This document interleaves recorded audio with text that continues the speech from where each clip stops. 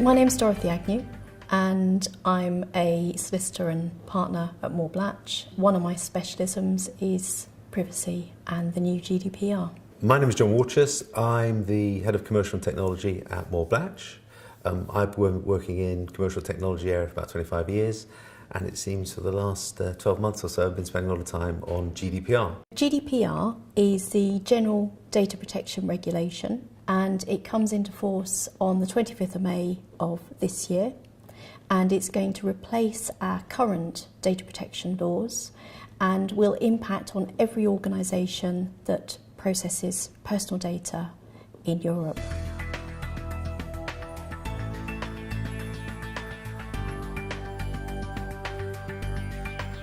Processing of personal data under the GDPR is only lawful if one of 6 conditions apply. The 3 other processing conditions that are most commonly used now and are likely to continue to be used under the GDPR are consent, necessary for the performance of the contract, and legitimate interest. So where an organisation wants to use their customers' data for analytical purposes, they could rely on consent, but the trouble is consent can be withdrawn at any time, and actually a better condition might be to rely on legitimate interest on the basis that use of data for analytical purposes is a legitimate interest, as long as it's done in a way that doesn't infringe the rights and freedoms of the individual, then it should be acceptable. The processing conditions are broadly the same as they are under the Data Protection Act, but one of the big differences introduced by GDPR is to consent. Under the GDPR, consent must be freely given, specific, informed, and unambiguous. To be valid, consent requires a statement or clear affirmative action. Basically, it's an opt-in, and silence or pre-tick boxes are no longer valid as consent. The data subject needs to be aware of the controller and the intended purpose of processing. Individuals need to be informed of their right to withdraw consent at the time it's given. The consent must be clearly distinguishable from any other written agreement, so it can't be bundled into a privacy policy. It must be clear from any other agreement. Individuals also have the right to revoke their consent at any time, and it must be very easy for them to withdraw their consent. There's also an effective prohibition on bundled consent. So basically, separate consent needs to be obtained for different processing purposes.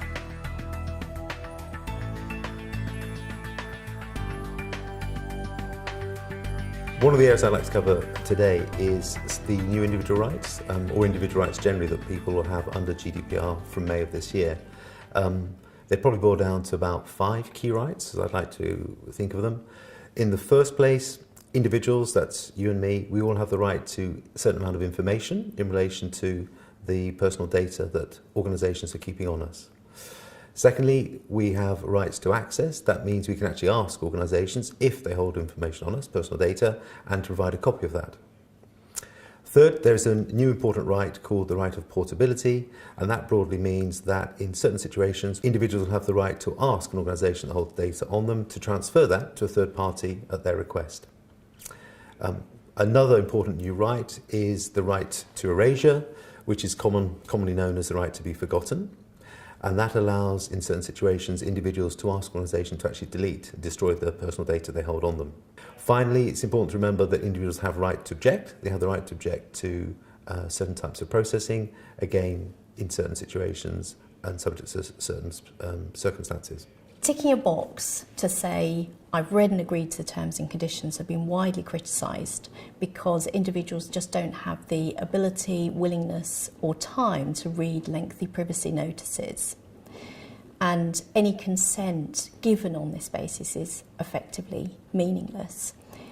Whilst we see a lot of privacy notices like that at the moment, it's doubtful that they're going to meet the transparency and accessibility requirements that are needed under GDPR. In the future, I think it's likely that we're going to see a variety of different types of notices. I suspect we'll see an increased use of videos, maybe cartoons, certainly just-in-time notifications at the time the data is being collected. And we're also likely to see an increased use of standardised icons to make it very easy for people to see quite clearly what data about them is being collected and what it's going to be used for. The next major area that individuals have by way of a right is the right to actually make a data subject access request. Data subject is the legal terminology for just a living individual, so you or me. Under the new rules, you will usually have a right to receive this information within a month of requesting it. And one change from the current position is that organisations can't now charge you a nominal fee for that. In the first instance, it has to be free. If you have follow-up requests, there is provision for an admin charge, but now information should be provided free and it's within 1 month. That's the normal rule. The information needs to be provided in the same format that you request it, and increasingly that's going to be by way of email, so there's quite a chance that some organisations will need to convert existing personal data from paper records into some electronic file and then send it to an individual. That could of course have time implications, hassle implications and cost implications too. So that's a potential headache that people have. Under GDPR, there is an important new individual right called the right to portability. That right allows individuals, once GDPR is in place, to actually ask an organisation holding data on it to transfer that personal data to a third party at the individual's request. It's an important new right. It doesn't arise in every situation though, so it doesn't mean that an individual has the right to request all personal data to be sent to a third party. It only arises where the individual himself or herself has provided data to an organisation, where the data is processed automatically, i.e. it's electronic data and it wouldn't apply to paper records, and the processing of that personal data is justified on the grounds of consent, so the individual's consented to that being used, or the personal data is being used to fulfil a contract, which is another separate grounds for use of the data. So the right arises, but not in relation to all personal data. The right to erasure, or as more commonly known, the right to be forgotten, has arisen, well, historically it's arisen in news media circles where people have actually tried to have unflattering, embarrassing stories suppressed after a number of years. In most day-to-day business contexts though, the right to erasure is only going to arise where an individual can show that the personal data that you hold in relation to him or her is in some way either unlawful or is no longer needed for the purpose for which it was originally obtained, which amounts effectively to being unlawful because that's one of the rules underlying data protection, which is you should only keep data for the shortest possible time. So this is an important right potentially, and it does allow an individual to have that data deleted. They would need, first of all though, to show that there is a ground that in some way that data is not being held with legal justification or it's in breach of one of the various data protection rules. It's, I suppose, bad enough for an organisation that they may need to check their records and actually go through and delete personal data if an individual can show all that. So it's important to bear in mind that it's not an absolute right and there are some defences to this. The information requirements under the Data Protection Act are that currently data controllers need to provide data subjects with the identity of the data controller, the purposes of processing, and any further information that's necessary to enable fair processing. Now, the difficulty with this is quite vague, and the Information Commission has given guidance about writing privacy policies, but there's still some uncertainty out there about exactly what information has to be provided. So the GDPR changes things, and the new requirements are much more prescriptive. So they list exactly what has to be provided, and they also reflect the new principle of transparency and place an emphasis on making privacy policies understandable and accessible. The information that has to be provided under the GDPR in information notices is much more prescriptive. It includes some of the information that had to be provided under the Data Protection Act, but there's much more. So, for example, if a data protection officer has been appointed, the contact details for the data protection officer have to be provided. Also, the legal basis for processing data has to be included, and where the organisation is relying on legitimate interest for processing the data, then that legitimate interest needs to be stated. Likewise, where the controller is relying on the individual's consent to processing, then the fact that the organisation is relying on consent and the individual's right to withdraw consent has to be stated. Also, whether the information it has to provide the data and the consequence of not providing the data has to be stated, and whether automated decision making is going to be used, and that includes profiling, which a lot of organisations do as part of their marketing, and the significance of that processing. It has to be in a concise, transparent and easily accessible form using clear and plain language. This is particularly the case where the information is addressed to a child. Where the information notice is being given to a child, it must be addressed in a way that the child can understand. The information must be provided in writing or by some other electronic means. A question we often get asked is whether data controllers, organisations holding data must always accede to a data access request and provide personal data information. And the answer is generally yes, but not always. And in particular, an organisation can withhold data if disclosing it would actually injure or prejudice the rights of a third party. Secondly, it's also possible if an organisation holds a lot of personal data to ask the individual to actually specify which type, or just to specify the scope of the search to make it more reasonable. And of course, it's always important that an organisation checks that the person who is asking for the personal data is the person to whom it relates. So you are allowed obviously to check that it's the right person you're dealing with, and that's important, otherwise it would be a breach to give it to the wrong person. The processing must be necessary for the purpose of the legitimate interest pursued by the controller or a third party, except where those interests are overwritten by the interests or fundamental rights and freedoms of the data subject. Having established the legitimate interest of the data controller then needs to balance that with the rights and freedoms of the data subject. An organisation can't make consent a condition of the contract if it's not necessary for the contract, and any consent that's obtained in this way won't be valid. So where employers require their employees to consent to monitoring at work, it could be the use of CTV, it could be use of monitoring of emails.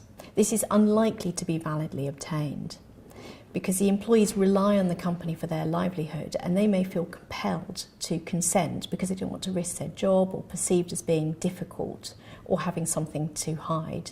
In that kind of situation, it's better for the employer to rely on some other condition than consent.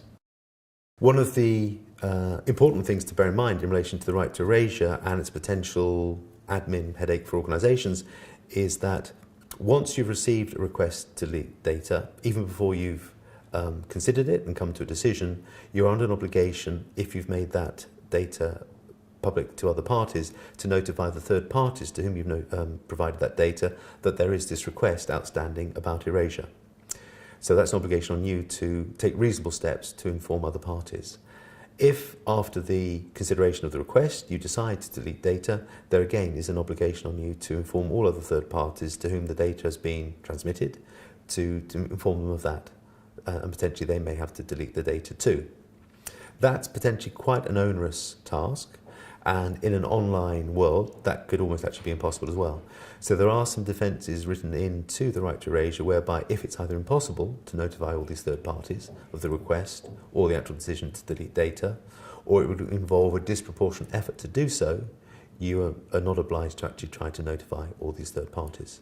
So at least saving some of the time and effort that would otherwise be needed. Of course, one of the things that the legislation refers to, but doesn't really spell out in any detail, is how difficult does it have to be to become a disproportionate effort on you to locate and identify third parties. So either secondary legislation and or case law will provide guidance on that in the months and years to come.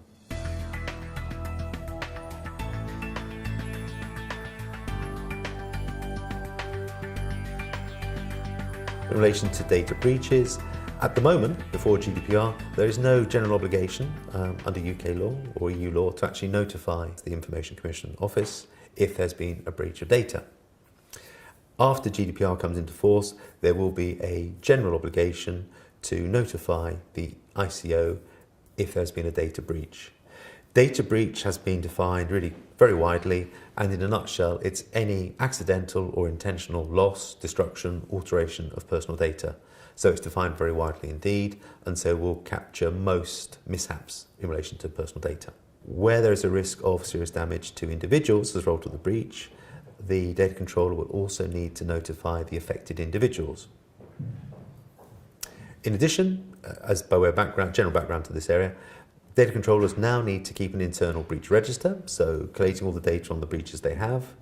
And finally, data processors are now fully under the scope of the new data protection rules, whereas they haven't been up until GDPR. Data processors, though, have a slightly different reporting regime. They report to the data controller, i.e. the party for whom they're processing the data, not to the ICO. Further detail in relation to the breach notifications, it's quite tough, and the rules say that in the first instance, organisations should be reporting breaches that qualify for notification within 72 hours of becoming aware of the breach. And although the legislation lays out a specified number of matters, information that needs to go into the breach report, it basically covers common sense matters. So when was the breach, when did it happen, the gravity of it, what type of personal data is affected, who is the affected class of individuals affected, what steps, if any, has the organisation taken to try to repair the damage or mitigate any loss.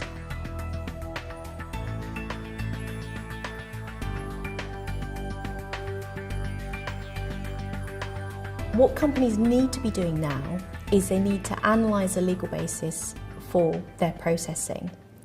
They need to check that the consents they've obtained now meet the new requirements for consent under the GDPR. If they don't, they either need to secure consent that meets the requirements of the GDPR, or they need to rely on a different processing condition. Companies will need to start keeping more detailed records of consent, and they need to make sure that consent can be easily withdrawn and keep a record of any consents that have been withdrawn.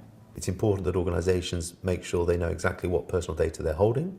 They need to make sure and need to check the grounds they're giving for processing the data, because they need to demonstrate that the justifications they're giving are correct. And for that, you need to know what personal data you're using and to make sure that the justifications actually match those. In addition, in relation to preventing breaches, of course, there's no substitute for trying to make sure that data is securely held, that IT systems are as secure as possible from external hacking or interference.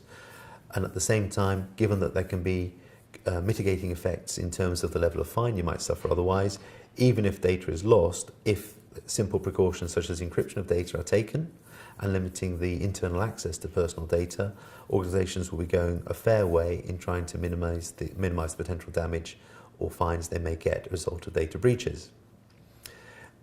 The new rules impose obligations on data processors, and it's important that data controllers, because they will often use a third party to process data on their behalf, it's important that data controllers have written contracts in place with any such third party that's doing that, and that the contracts clearly specify the extent and scope of each party's obligations, and in the event that there's a breach by the data processor, the data controller needs to have obviously clear remedies so that any fines or damages against it can recoup against the data processor in turn.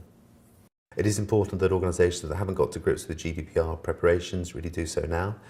There are quite a few changes coming to place, and of course if you get them wrong, particularly if your organisation isn't, say, completely au fait with data protection rules as they stand right now, the chances are you'll be struggling to satisfy GDPR's more stringent requirements. No need to despair though, because there is a lot of free information available, and the ICO's website is a particularly useful one for information on many areas of GDPR and compliance.